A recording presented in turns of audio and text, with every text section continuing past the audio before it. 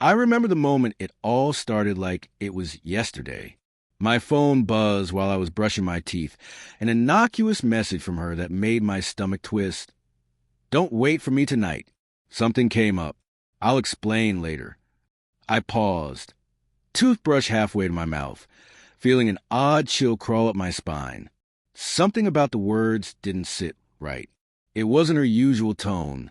There was a sharpness in it, a quiet amusement, almost as if she knew something I didn't. At first, I tried to shake it off. Work had been hectic. She probably had plans with her family.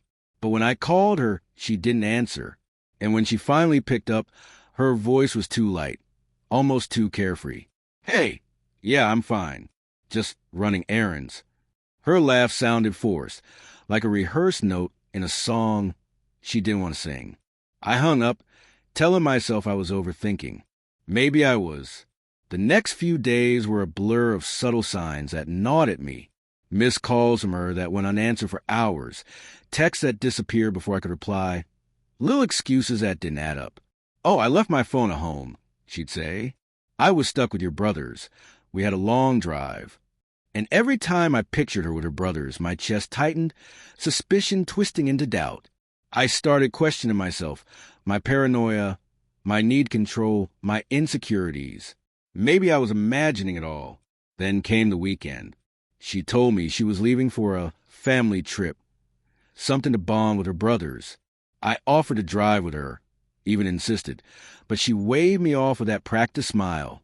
It'll just be us, just a little getaway. I nodded, trying to ignore the unease settling in my gut. The real shock hit when I drove to her parents' house that Saturday morning.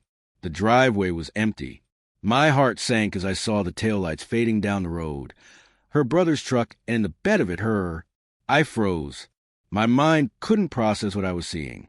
She was laughing, genuinely laughing, leaning back with the wind in her hair. And I was standing there, alone, clutching my phone, 1,000 miles away from the life I thought we shared. I remember walking to the truck, shaking, unable to speak. She called my name, but it didn't feel real. The laughter, the carefree wave. How could it coexist with the quiet life we'd built together? My chest hurt in a way I didn't know was possible. Every shared memory, every whispered promise, now felt like a lie.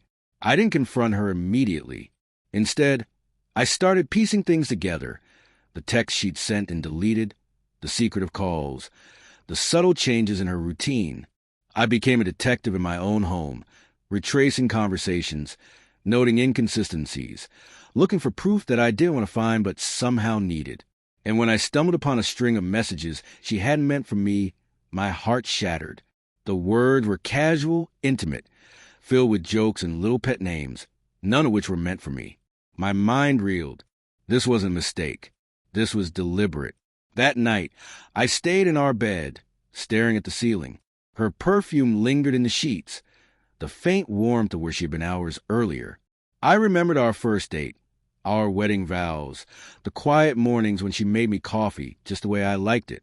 And I hated that these memories now stung, each one twisting into betrayal.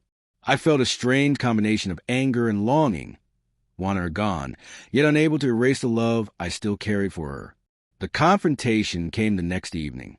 I waited until she returned, until the laughter in her eyes dimmed, until the casual ease of her demeanor finally cracked. I looked at her, really looked, and asked, voice low and steady, "Why did you do it? With them?" Her eyes filled with a mix of guilt and something else I couldn't name. Fear? Shame? Maybe both. "I didn't mean for it to go this far," she whispered. "I thought we were drifting, and I just needed to feel something real." Her words hit me like ice. I wanted to scream, to lash out, but my body wouldn't obey. I wanted to hate her, but the truth was, part of me understood the loneliness that drove her betrayal. It didn't excuse it. It never would. I made my choice quietly. I told her I couldn't stay, not because I stopped loving her, but because love wasn't supposed to feel like this. Trust, once shattered, can't be rebuilt with apologies alone. I packed a bag the next morning and left while she slept, leaving a note simply stating that I needed to find myself, to reclaim the dignity she had taken from me. Driving away, I felt the sting of loss, the ache of empty seats beside me, the absence of laughter that had once been ours. But I also felt a strange liberation, a quiet clarity that I deserved honesty, that my life was worth more than half-truths and stolen moments.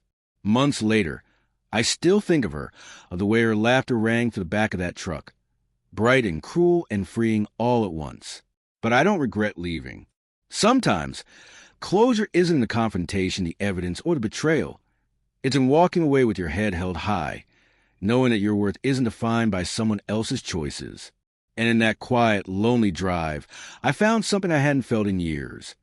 The steady pulse of self-respect, the slow rebuilding of life, and the unwavering truth that love, once betrayed, can still teach you how to stand alone and still be whole.